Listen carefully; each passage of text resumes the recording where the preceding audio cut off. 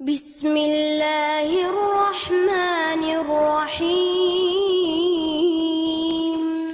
Ada orang menganggap, sebagian dai kita menganggap sosial media ini bukan realitas.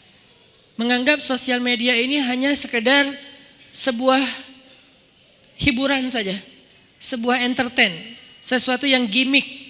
Padahal kalau kita lihat secara survei, sosial media kita itu bukan gimmick lagi dalam kehidupan kita. Udah jadi realitas baru. Anak muda Indonesia pakai sosial media dalam sehari itu 8 jam rata-rata.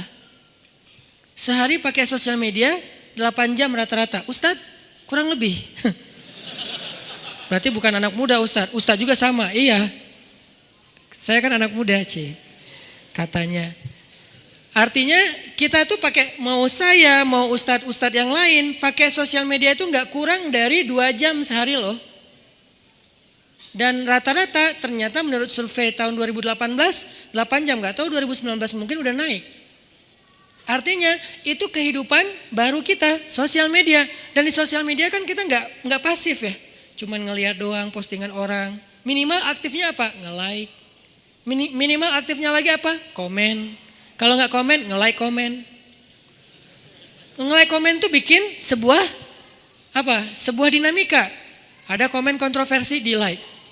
Akhirnya jawabannya bertabrakan, di like juga. Akhirnya like-lakan. Yang ini pojok yang sini, saya lebih senang dengan pendapat ini. Saya lebih senang dengan pendapat itu. Ini masih pasif nih, tapi udah mulai ada actionnya gitu, nge-like.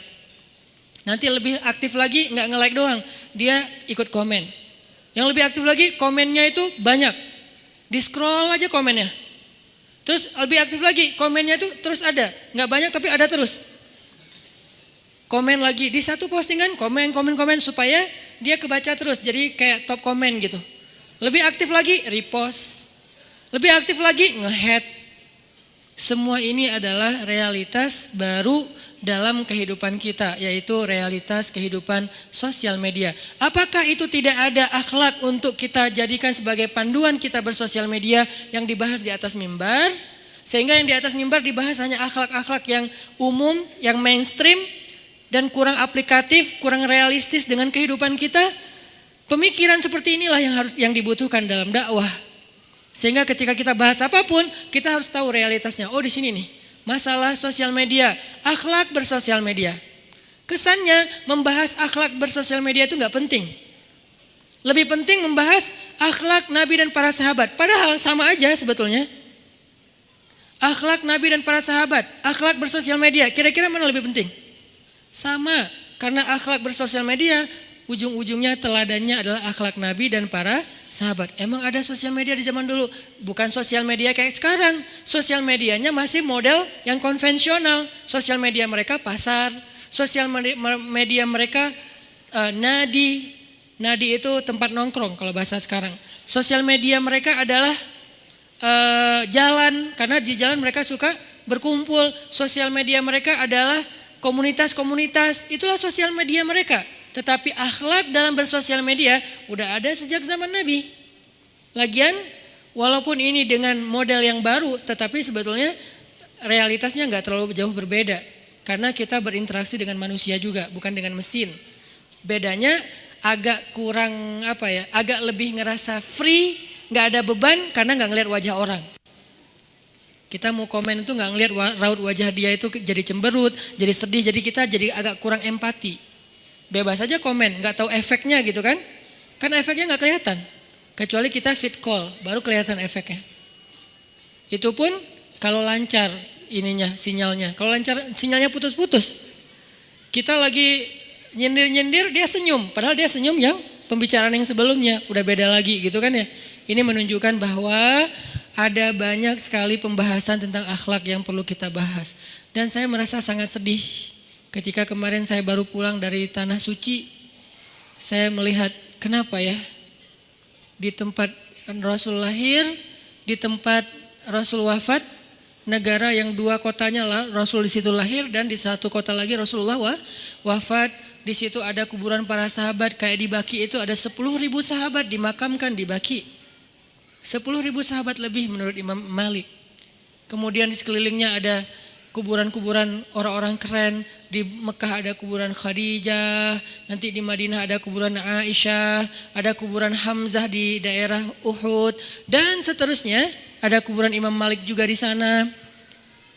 Kenapa akhlak orang-orang yang ada di sana? Bukan hanya orang Saudi, tapi juga pendatang. Baik pendatang yang bekerja maupun pendatang yang mu'tamirin atau orang yang sedang umroh. Kenapa ya akhlaknya kok nggak senyaman ketika kita pergi ke negeri-negeri yang mayoritas non-muslim? Saya malu gitu. Kenapa fasilitas-fasilitas publik yang disediakan tidak sebaik mereka, yang mereka tuh nggak punya teladan Rasulullah, nggak punya sebaik-baik syariat. Allah sendiri mengatakan syariat Islam, al-yauma akmaltu lakum dinakum wa atmamtu alaikum ni'mati wa raditu lakumul Islam dinan. Islam itu syariat yang udah paling keren. Kok syariat yang keren ini nggak aplikatif sih dalam kehidupan kita, cuma naratif doang? Syariat Islam yang keren, agama Islam yang keren itu nggak jadi aplikatif loh dalam kehidupan kita kalau mau jujur. Dan kita harus rela mengatakan itu, nggak boleh ego. Saya yakini, saya akui demi Allah syariat Islam itu udah paling keren. Tapi saya melihat penerapan syariat Islam kita dalam urusan akhlak aja itu nggak aplikatif, baru naratif, narasi doang yang keren. Ceramah keren, isi-isi ceramah itu bold banget, ayat-ayatnya dibaca dengan fasih, hadis-hadisnya dibaca dengan sahih. Tapi realitasnya nggak kayak gitu. Apa yang diajarkan Nabi SAW tentang sifat ra'fah dan rahmah sulit untuk kita temukan di negeri-negeri kita kaum muslimin. Bahkan ketika kita pergi ke negeri mereka yang non-muslim, kita melihat ra'fah itu luar biasa diterapin. Rahmah itu luar biasa diterapin. Memang ada urusan lain yang mereka bermasalah, yaitu urusan akidah, urusan mental, urusan jiwa mereka. Saya nggak lagi ngomongin bab akidah, tapi lagi ngomongin bab akhlak. Sehingga saya merasa perlu untuk ngangkat lagi nih tema akhlak. Untuk menasihati diri saya, menasihati kita sama-sama, kita belajar. Bisa nggak Bandung sebagai salah satu di antara terbitnya dakwah anak muda di Indonesia, Bandung ini kayak kota Madinah. Jadi dakwah itu terbitnya dari Bandung. Misalnya bisa dikasih nama Bandung Al-Munawwaroh. Kenapa Madinah dinamakan Munawwaroh? Karena cahaya Islam itu terbitnya di Madinah, bukan di Makkah. Di Makkah itu tunasnya ada di Makkah, bibitnya di Makkah, tapi terbit benderangnya, terasa semburat cahayanya di Madinah, sehingga disebut dengan Al-Madinah, Madinatun Munawwaroh. Maka Bandung Munawwaroh. Karena dari sini terbit dakwah anak muda dan kemudian tersebar di seluruh Indonesia. Bisa nggak Bandung selain menjadi asal tren dakwah hijrah, bisa menjadi juga tren dakwah akhlak ke depan. Sehingga kita bisa ngelihat anak muda Bandung adalah anak muda yang memang kita udah punya secara basic culture orang Sunda kan emang akhlaknya tuh udah ra'fah dan rahmah banget ya asalnya mah ya. Tinggal sekarang kita refresh lagi aja. Jadi kayaknya mengajarkan akhlak kepada orang Sunda itu nggak perlu dari nol. Kenapa? Karena dasarnya orang Sunda itu emang udah sifatnya ra'fah dan rahmah. Asalnya orang Sunda itu udah lembut, udah santun, udah ada sifat nggak enakannya tuh kan tinggi di Sunda teh. Dan nggak enakan itu kan bahasa Arabnya ra'fah, nggak tahu saya bahasa Sundanya apa, nanti coba kasih ajarin ke saya. Tapi itu ada dan saya rasakan itu dari orang Sunda. Rasa sungkannya itu tinggi, sehingga mau ngomong nggak enak, akhirnya nggak diomongin. Akhirnya disalib orang lain. Apa nih? Jadi bab itu jadi ketikung gitu gara-gara terlalu ra'fah. Aduh nggak enak takut dia tersinggung, takut dia terganggu. Kan gitu kan?